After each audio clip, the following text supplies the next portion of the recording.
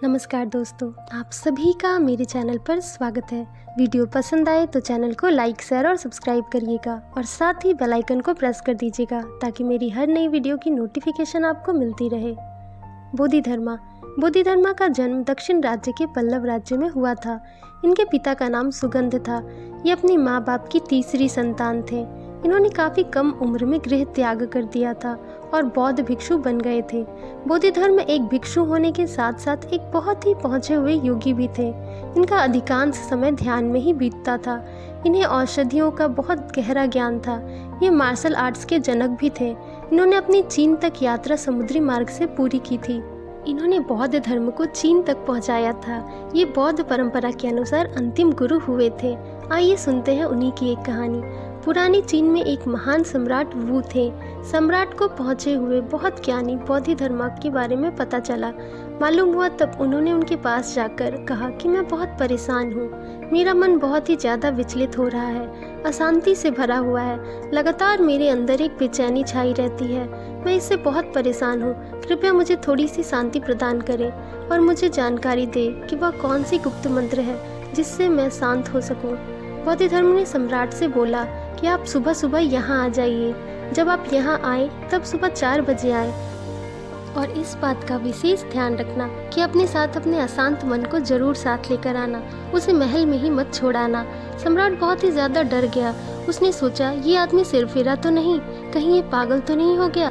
यह कह रहा है कि अपने बेचैन मन को साथ लेकर आना, महल में मत छोड़ाना, वरना मैं किसको शांत करूंगा। मैं तुम्हारे बेचैन अशांत मन को जरूर ठीक कर दूंगा, पर उसे साथ लेकर जरूर आना।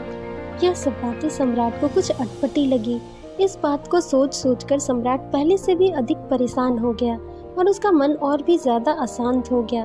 तब वह सोच रहा था कि ऋषि मुनियों की तरह वह भी उसे कोई तंत्र मंत्र देगा जिससे उसका भला हो जाएगा, पर यह तो कुछ अलग ही तरह का संत है।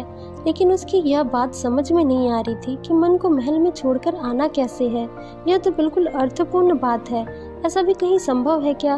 कोई अपने मन को महल में कैसे छोड़ सकता है? ये सारी बातें सोचते सोचते सम्राट सारी रात सो नहीं सका।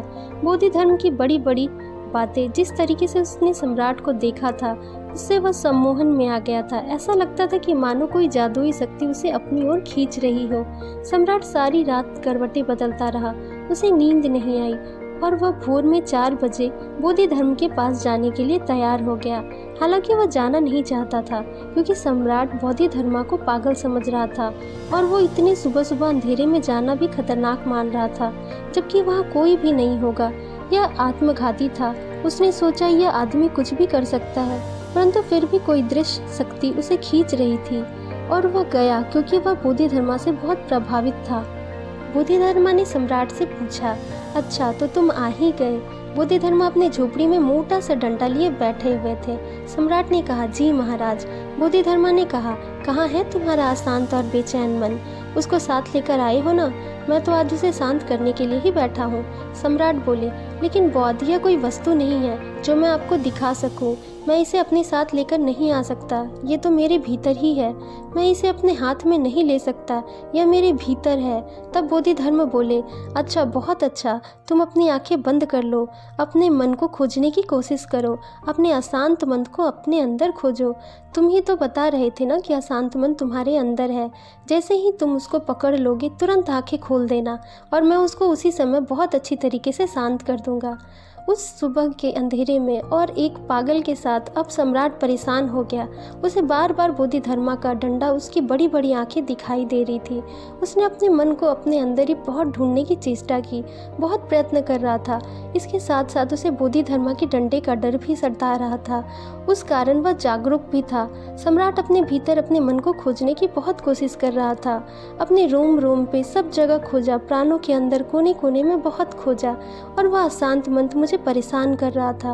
और जितना ही ज़्यादा उसे जागरूक होकर देखा तो उसे ज्ञात हुआ कि मन की अशांति तो जा चुकी है। उसने अपने मन को खोजा, वहाँ कोई मन था ही नहीं। उसे शांति सी महसूस होने लगी। छाया की तरह उसका मन विलीन हो गया। 2 घंटे बीत चुके थे और उसे पता भी नहीं चल पाया कि इतनी सारी प्रक्रिया में क्या क्या हो गया उसके साथ, क्या हो रहा था। अब तो उसका चेहरा बिल्कुल शांत हो गया था। उसका चेहरा बिल्कुल बुद्ध भगवान की प्रतिमा जैसा लग रहा था। जब सूर्योदय होने ही वाला था तब बोधिधर्मा कहने लगा, उठो, अपनी आंखें खोलो, इतना पर्याप्त है, 2 घंटे पर्याप्त से भी अधिक होते हैं। क्या अब तुम बता सकते हो कि तुम्हारा अशांत मन कहाँ है? सम्राट वू ने अपनी आंखें खोली। वह इतना अधिक शांत था कि जैसे कोई मनुष्य हो ही नहीं सकता। उससे बोधिधर्मा के पैरों पर शीश झुका दिया। इसी तरह सम्राट वो अपनी आत्मकथा में लिखते हैं कि वह व्यक्ति बहुत अद्भुत और चमत्कारी है। उसने कुछ किए बगैर ही मेरे अशांत मन को शांत कर दिया और मुझे कुछ भी अतिरिक्त करना ही नहीं पड़ा। सिर्फ मैं अपने शरीर के भीतर गया और शरीर के कोने कोने, रोम रोम में, अपने पूरे शरीर के हर एक जगह उसे यह खोजा कि मेरा मन कहाँ है। बोधिधर्मा ने बिल्कुल सही कहा था कि पहले अपने मन को खोजो, और मैं उसे खोजने में लग गया। वह खोज ही काफ़ी थी अपने मन को शांत करने के लिए। दोस्तों, यह सच है कि शांति, सुख, प्रसन्नता हमारे अंदर ही है और हम उसे मूर्खों की तरह सांसारिक जीवन में ढूंढते रहते हैं। तो दोस्तों, आपको मेरी यह कहानी कैसी लगी कमेंट बॉक्स में ज़रूर बताइएगा और साथ ही मेरे चैनल को लाइक, शेयर और सब्सक्राइब कर दीजिएगा। धन्यवाद।